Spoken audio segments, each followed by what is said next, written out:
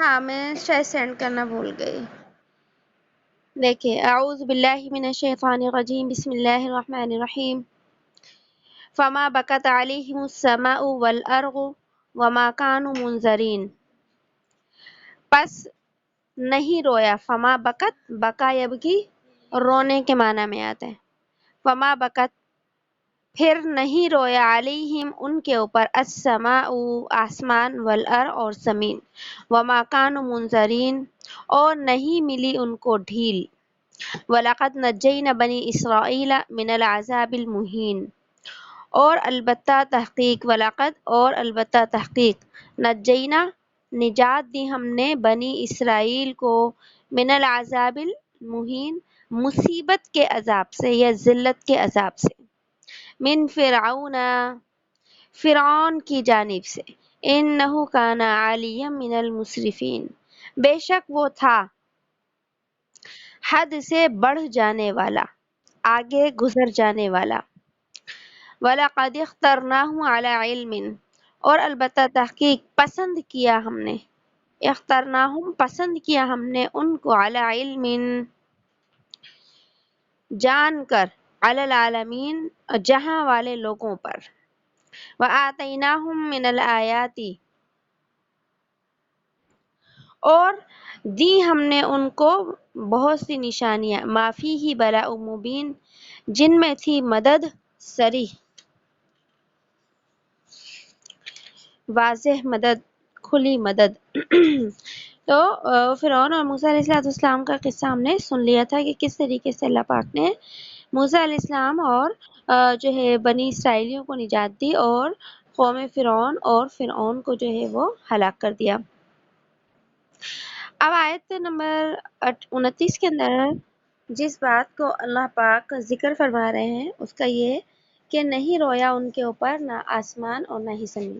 یعنی کہ جب فرعون اور قوم فرعون دریائے نیل کے اندر غرق ہو گئی تو ان کے غرق ہونے کے اوپر کسی کو بھی کوئی افسوس نہیں ہوا. اور جو ہے وہ افسوس کیوں نہیں ہوا؟ کیونکہ یہ ظاہر سی بات ہے اللہ کا عذاب تھا ان کے لیے اور یہ سرکش قوم تھی، اس وجہ سے ان کے اوپر کوئی افسوس کی ضرورت ہی نہیں تھی.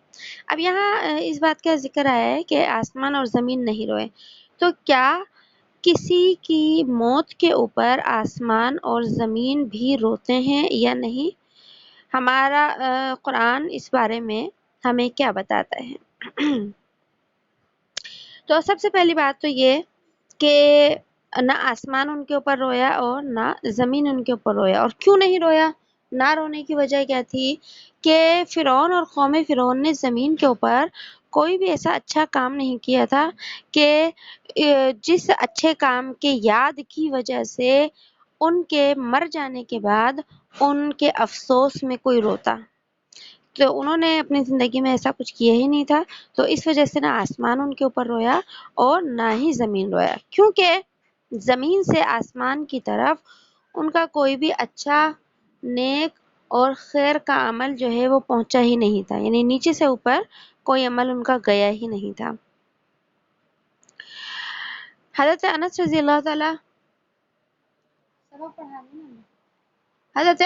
اللہ تعالی عنہ کی روایت میں آتا ہے کہ اللہ کے نبی صلی اللہ علیہ وسلم نے ارشاد فرمایا کہ آسمان میں ہر انسان کے لیے 2 دروازے ہیں. یعنی جتنے بھی انسان ہیں ان کے لیے اللہ پاک نے ہر انسان کے لیے آسمان میں 2 دروازے کھولے ہیں. اور ایک دروازے سے انسان کا رزق آسمان سے نیچے اترتا ہے اور دوسرے دروازے سے انسان کے اعمال اور اس کی گفتگو جو ہوتی ہے وہ نیچے سے اوپر جاتی ہے. یعنی ایک دروازے سے اوپر سے نیچے اور دوسرے دروازے سے نیچے سے اوپر جو ہے اعمال اور انسان کی جو گفتگو ہے باتیں ہو جاتی. لہذا جب کسی انسان کا انتقال ہو جاتا ہے تو یہ دروازے اسے یاد کر کے روتے ہیں. اب یہ دروازے اسے یاد کر کے روتے ہیں، یعنی رزق آنا بند ہو جاتا ہے تو رزق کا دروازہ روتا ہے، اور اعمال جب اچھے اعمال جانا بند ہو جاتے ہیں تو اعمال کا دروازہ بھی کیا ہے اس کے اوپر روتا ہے. اسی طریقے سے ایک اور روایت میں آیا ہے کہ آپ صلی اللہ علیہ وسلم نے ارشاد فرمایا کہ جو مومن بھی ایسی حالت میں مرتا ہے، یعنی کہ ایسی حالت میں کہ اس کے اوپر کوئی رونے والا نہ ہو، کہ ایسا سفر کے اندر مر گیا یا ایسی جگہ پر جہاں کوئی اس کے پاس موجود نہ ہو، ایسی جو ہے حالت کے اندر مر گیا وہ، تو اس کے اوپر آسمان اور زمین روتے ہیں۔ یہ جب یہ جو حدیث اللہ کے نبی صلی اللہ علیہ وسلم نے ارشاد فرمائی کہ جب کوئی مومن، مومن کا لفظ آتا ہے ہر انسان کے لیے نہیں، ایمان والے کے لیے، اور ایمان والوں میں سے بھی نیک لوگوں کے لیے، جب وہ مر جاتے ہیں اور ان کے اوپر کوئی رونے والا نہ ہو، مددگار اگر مر جائے تو ان کے اوپر آسمان اور زمین جو ہے وہ روتے ہیں۔ اور اس کے بعد آپ صلی اللہ علیہ وسلم نے اس بات کی دلیل میں قرآن کریم کی اسی آیت کو جو ہے آپ نے ارشاد فرمایا۔ اسی طرح حضرت علی رضی اللہ تعالیٰ عنہ کی جو ہے اقوال میں بھی آتا ہے کہ حضرت علی رضی اللہ تعالیٰ عنہ نے فرمایا کہ نیک آدمی کے مرنے پر آسمان اور زمین روتے ہیں۔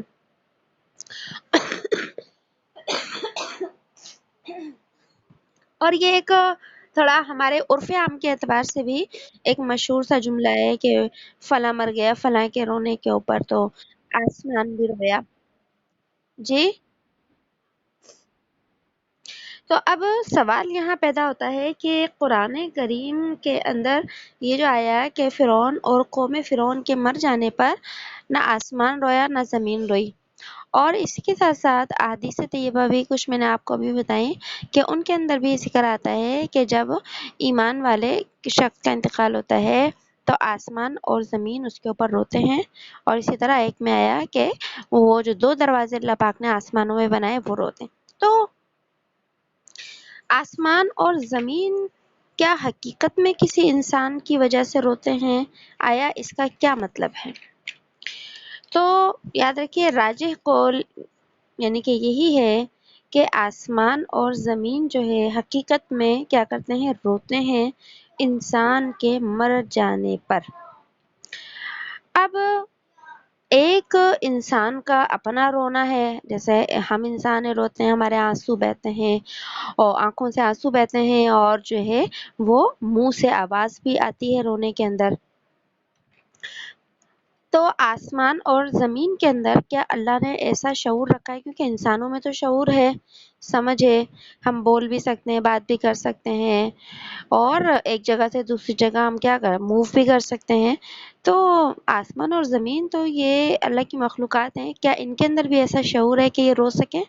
تو جی ہاں، اللہ پاک نے اپنی ہر مخلوق کے اندر کچھ نہ کچھ شعور رکھا ہے۔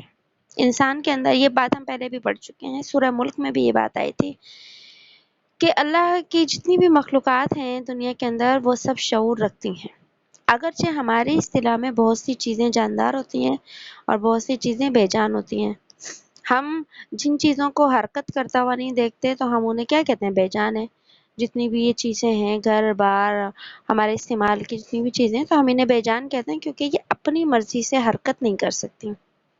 لیکن قرآن کریم کی آیات سے ثابت ہے کہ اللہ کی مخلوق ہر مخلوق اس کی تسبیح کرتی ہے۔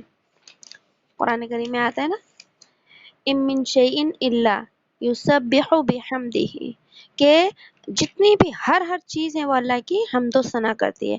تو اس سے پتہ چلا کہ ہر مخلوق کے اندر اللہ نے شعور رکھا ہے، اگرچہ وہ ہمیں حرکت کرتی ہوئی نظر نہ آئے لیکن پھر بھی ان چیزوں کے اندر شعور ہے، وہ اللہ کی حمد و ثنا کرتی ہیں۔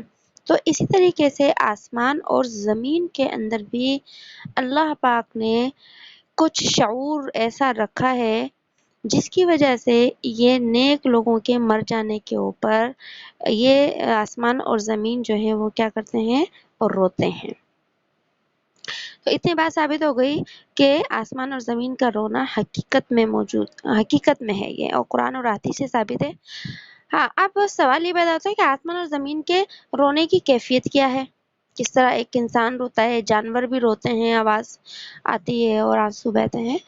تو آسمان اور زمین کے رونے کی جو کیفیات ہے وہ انسانی رونے کی طرح نہیں ہوتی کہ وہ جو ہے وہ کیا کرتے ہیں، روئیں، بلکہ اللہ نے ان کو جو بھی رونے کی کیفیات عطا کی ہیں وہ اس کے حساب سے روتے ہیں، اور ہمیں ان کے رونے کی کیفیات معلوم نہیں ہے، اور نہ ہی ہم ان کے رونے کی کیفیات کو معلوم کر سکتے ہیں۔ لہٰذا ہمیں اس کے اوپر ایمان لانا ہے اور یقین کرنا ہے کہ آسمان اور زمین روتے ہیں، اور کس طریقے سے روتے ہیں یہ اللہ ہی بہتر جانتے ہیں۔ تو اللہ نے فرمایا کہ یہ ایسے لوگ تھے، فرعون اور قوم فرعون، کہ ان کے اوپر آسمان اور زمین کو رونے کی ضرورت ہی نہیں تھی۔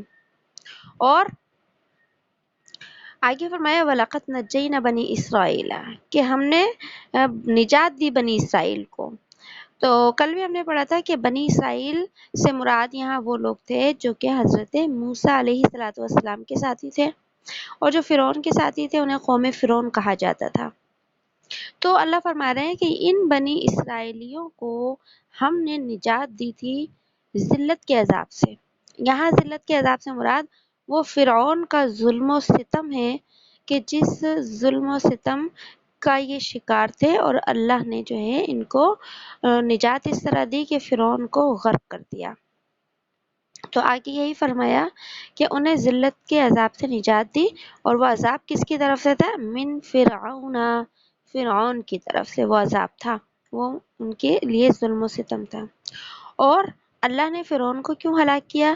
انہ کان عالیا من المسرفین، کہ بے شک وہ چڑھ رہا تھا اور حد سے آگے بڑھا، مسرفین حد سے آگے بڑھنے والا۔ تو جب ظلم اور سرکشی حد سے زیادہ بڑھ جاتی ہے تو کیا ہوتا ہے کہ وہ مٹ جاتی ہے۔ تو اسی طریقے سے اللہ پاک نے فرعون کے خدائی کے دعوے کو دریائے نیل کے اندر ڈبو دیا، اور پھر آگے اللہ نے فرمایا وَلَقَدِ اخْتَرْنَاهُ عَلَىٰ عِلْمٍ، اور البتہ تحقیق چن لیا ہم نے، پسند کر لیا ہم نے بنی اسرائیل کو۔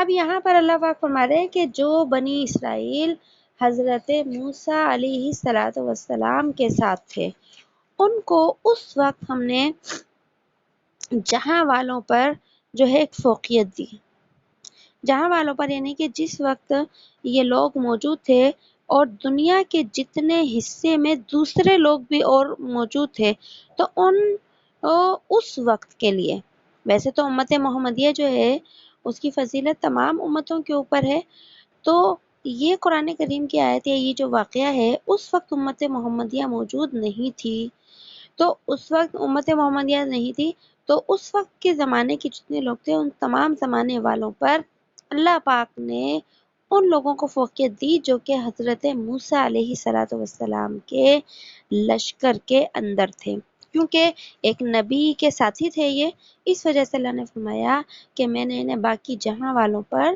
سب پر کیا کر دی؟ فوقیت عطا فرما دی۔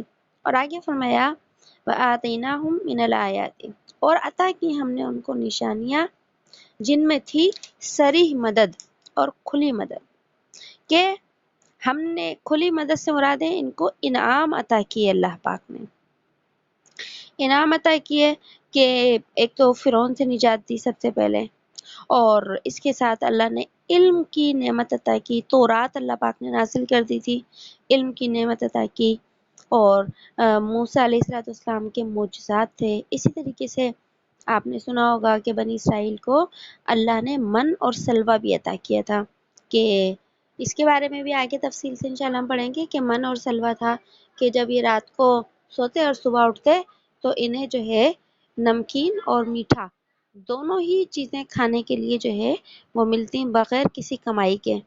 اسی طریقے سے ایک انعام اللہ نے ان پر یہ کیا تھا کہ ان کو گھر بنانے کی ضرورت نہیں پڑتی، جہاں یہ جس حصے میں رہتے تھے زمین کے اوپر، تو آسمان ان کے اوپر جو ہے بادل ان کے اوپر سایہ کر کے رکھتے تھے، دھوپ نہیں لگتی تھی انہیں، اس لیے گھر بنانے کی ضرورت نہیں تھی۔ ایک انعام اللہ پاک نے ان کے اوپر یہ کیا تھا کہ ان کے جو بچے ہوتے تو جیسے جیسے بچے بڑے ہوتے ویسے ویسے ان کے جسم پہ جو کپڑے ہوتے وہ کپڑے بھی بڑے ہوتے رہتے تھے، کہ انہیں جو ہے ہماری طرح نئے نئے کپڑے بنانے کی ضرورت ہی نہیں پڑتی، کپڑے بھی بڑھتے رہتے اور بچے بھی جو ہے وہ کیا ہوتے رہتے، بڑے ہوتے رہتے۔ تو اللہ پاک فرما رہے ہیں کہ میں نے اس طریقے سے ان کے اوپر انعامات کی بارش کی۔ آگے اللہ پاک فرماتے ہیں ان هؤلاء لیقولون، بے شک یہ لوگ کہتے ہیں، ان ہی الا موتتنا الاولی، یہ کہ نہیں ہے مگر ہمارا مرنا پہلا، ان ہی نہیں ہے کچھ، الا مگر، موتتنا الاولی ہمارا مر جانا ہے پہلا، وما نحن بمنشرین اور نہیں ہے ہم کو دوبارہ اٹھنا، بمنشرین دوبارہ اٹھنا، فأتوا بآبائنا ان کنتم صادقین، پس تو لے آ، فأتوا پس تو لے آ، بآبائنا ہمارے باپ داداؤں کو، ان کنتم صادقین اگر ہو تم سچے، اہم خیر ام قوم تبع، کیا وہ بہتر ہیں، اہم کیا وہ، خیرن بہتر ہیں، کیا وہ بہتر ہیں، ام آتا ہے یا کے لیے، یا قوم تبع یا تبع کی قوم، والذین من قبلہم اور جو لوگ تھے ان سے پہلے، اہلکناہم انہم کانوا مجرمین ہم نے ہلاک کر دیا ان کو، بے شک وہ تھے ایک مجرم قوم، وما خلقنا السماوات والارض وما بینہما لاعبین اور جو کچھ پیدا کیا ہم نے آسمانوں میں اور زمینوں میں، وما بینہما اور جو کچھ ہے ان کے درمیان، لاعبین کھیل کود، اور نہیں پیدا کیا ہم نے آسمان اور زمینوں میں اور جو کچھ ہے ان کے درمیان کھیل کود، ما خلقناہما الا بالحق نہیں بنایا ہم نے ان دونوں کو، الا بالحق مگر حق کے ساتھ، ولکن اکثرہم لا یعلمون اور لیکن ان میں سے اکثر لوگ نہیں جانتے، ان یوم الفصل میقاتہم اجمعین بے شک جس دن، بے شک ان یوم الفصل بے شک وہ دن ہے فیصلے کا، میقاتہم اور اس کا وعدہ ہے، اجمعین ان سب کا وعدہ ہے ان سب کا، یوم لا یغنی مولا عن مولا شیئا یوم جس دن لا یغنی نہیں کام آئے گا، مولا کوئی ساتھی، عن مولا کسی ساتھی کے یا رفیق کے دوست کے، شیئا کچھ بھی، ولا هم ینصرون اور نہیں ان کو ان کی مدد کی جائے گی، الا من رحم اللہ مگر جس پر رحم کرے اللہ، انہ هو العزیز الرحیم بے شک وہ زبردست ہے اور رحم کرنے والا ہے۔ آج کا سبق آسان سے ہی ہے، ترجمے کے ساتھ تشریح اتنی نہیں ہے۔ یہاں پر اللہ پاک جو ہے انہیں مشرکین مکہ کا پھر ذکر فرما رہے ہیں کہ یہ لوگ کیا کہتے تھے، مشرکین مکہ یہ یہی کہتے تھے کیونکہ دوبارہ جینے کا اور قیامت کے دن اٹھنے کا یہ انکار کرتے تھے، تو یہاں پر بھی اسی چیز کو ذکر کیا گیا ہے کہ یہ لوگ کیا کہتے ہیں کہ ہمارا مرنا ہی پہلا ہے، یعنی بس یہ جو دنیا کی زندگی ہے تو ایک دفعہ جب ہم مر جائیں گے تو بس یہ مرنا ہی ہمارا جو ہے یہی ہماری زندگی ہے پہلی آخری، اور ہمیں دوبارہ زندہ کر کے نہیں اٹھایا جائے گا۔ اور پھر آگے یہ کہتے تھے کہ یعنی نبی علیہ الصلوۃ والسلام کے لیے اور صحابہ کے لیے گویا کہ تمہارا نبی تمہیں یہ بتاتا ہے کہ قیامت کے دن دوبارہ سے زندہ کیا جائے گا، تو چلو اگر ہم یہ مان لیں کہ تمہارے رب کے پاس اتنی طاقت ہے کہ وہ دوبارہ زندہ کرے گا، تو قیامت کو چھوڑو، آج یہ جو دنیا کی زندگی ہے نا اس میں ہمارے باپ دادا کو زندہ کر کے دکھا دو، اگر تم سچے ہو، تمہارا دعویٰ سچا ہے تو کیا کرو ہمارے باپ دادا کو زندہ کر کے دکھا دو۔ تو اللہ تو یقیناً طاقت رکھتے ہیں آج بھی مردوں کو زندہ کرنے کی، لیکن یہ اللہ کی حکمت کے خلاف تھا کہ اللہ پاک ان کے مطالبے کے اوپر ان کے باپ داداؤں کو کیا کر دیں، زندہ کر دیں۔ تو ان آیت کے اندر یہی فرمایا ان هؤلاء لیقولون، بے شک یہ لوگ کہتے ہیں، کیا کہتے ہیں؟ ان ہی الا موتتنا الاولی، نہیں ہے مگر مر جانا ہے پہلا۔ آسان سے ترجمہ ہے کہ ہم جو مر گئے ہیں اب دوبارہ زندہ نہیں کیے جائیں گے۔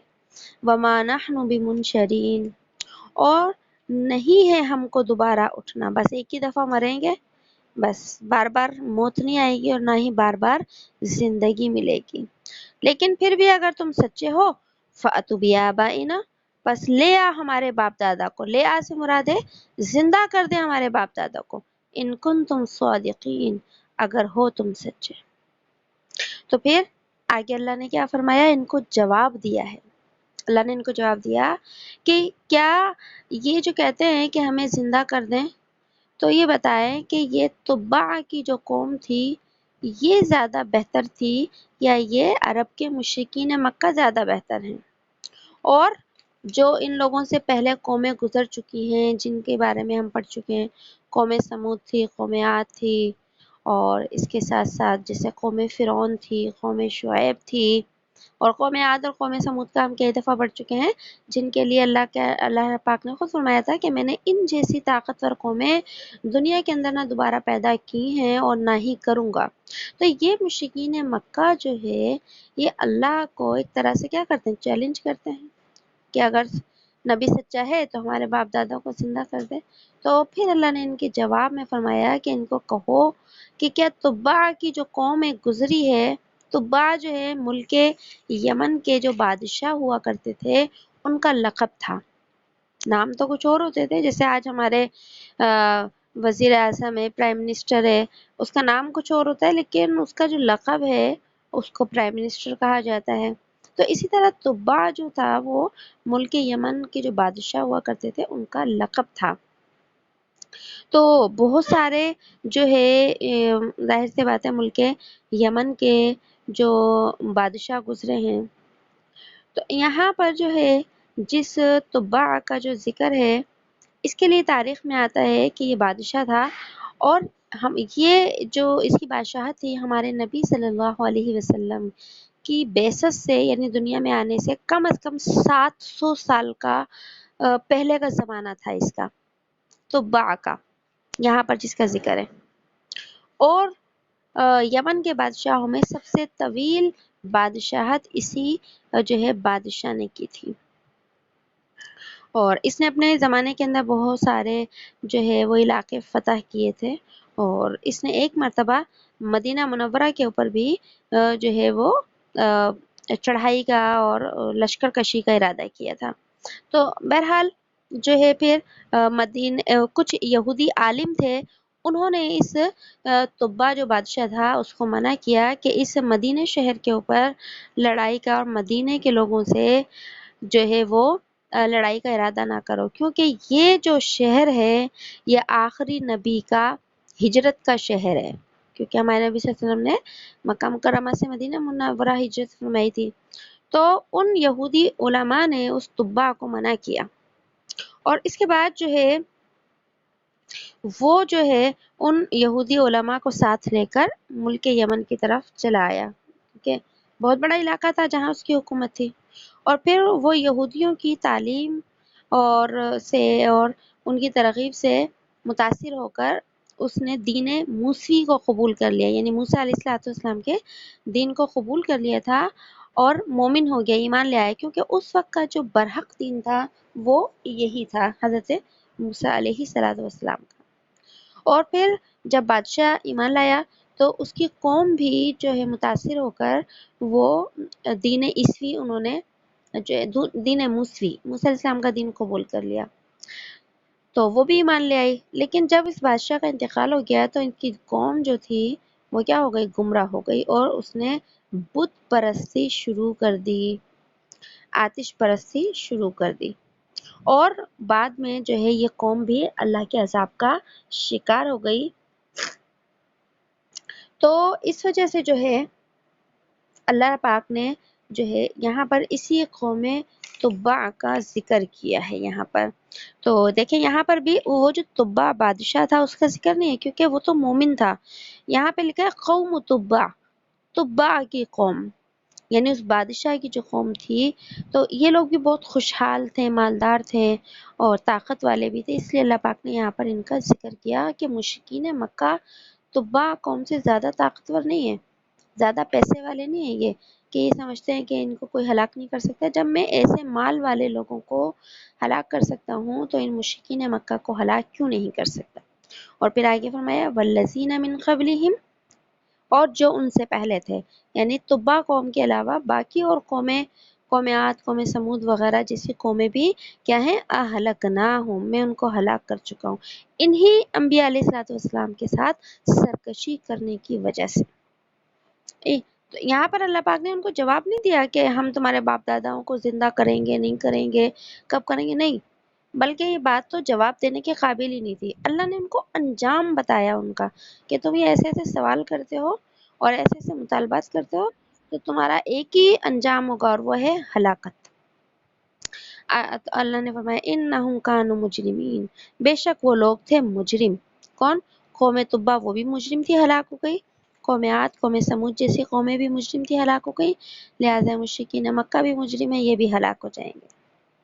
اور پھر آگے اللہ پاک نے ان کو جو ہے وہ کیا فرمایا، وما خلقنا السماوات والارض، کہ جو آسمان تمہیں نظر آتے ہیں، زمین نظر آتے ہیں، اور آسمان اور زمین کے درمیان جو ہم نے مخلوقات پیدا کی ہیں، چاہے وہ مخلوقات انسان جانتا ہے یا نہیں جانتا، جیسے کہ ہم نے پیچھے بھی پڑھا ہے کہ اللہ نے آسمانوں میں مخلوقات پیدا کی ہیں.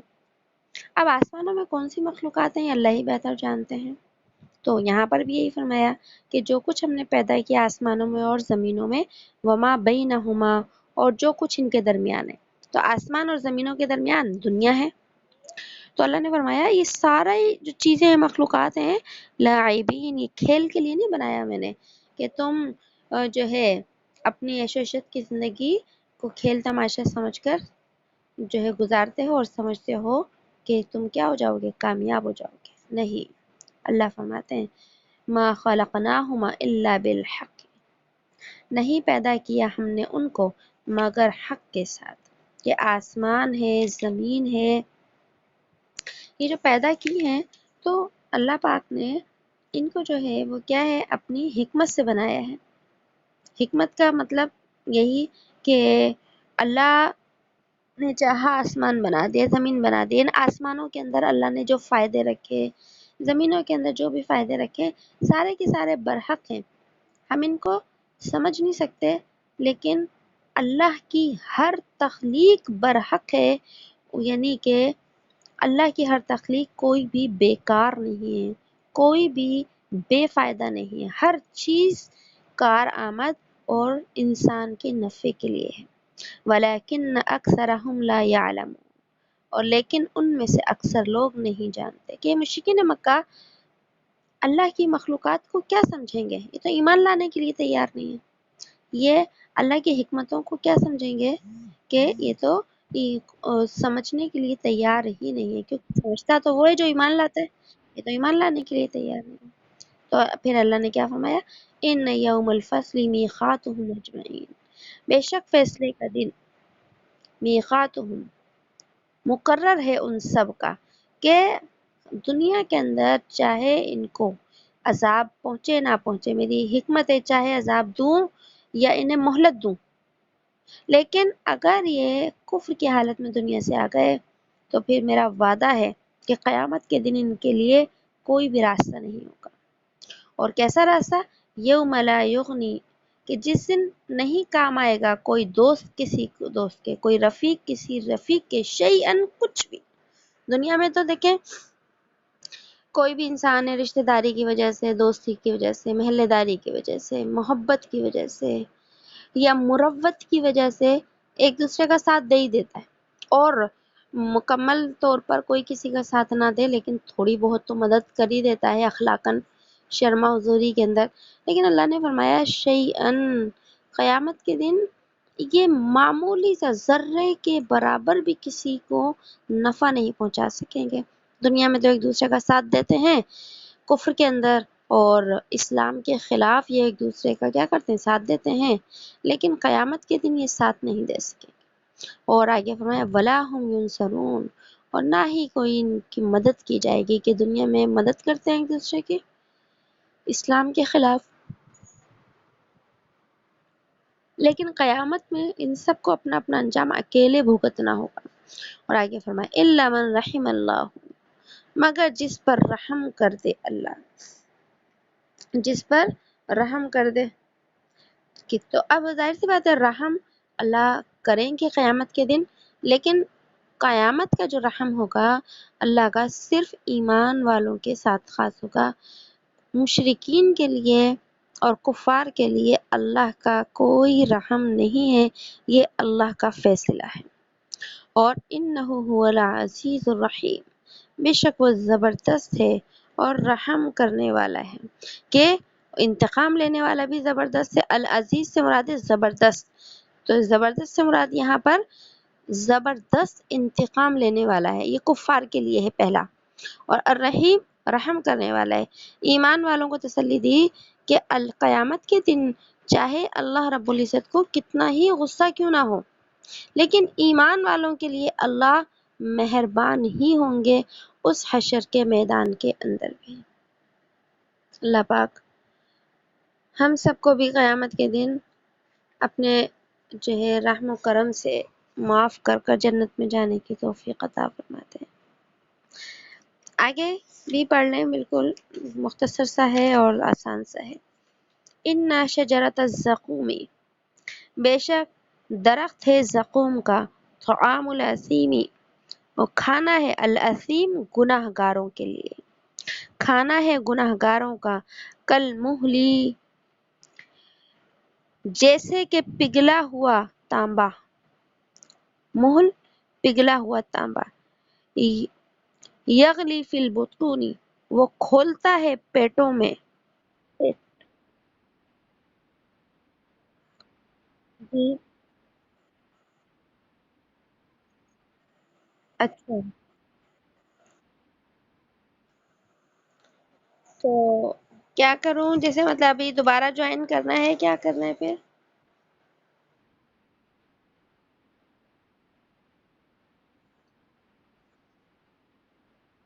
ہاں میرا بھی 5% ہے، کیونکہ وہ لائٹ نہیں تھی نا آج، تو موبائل۔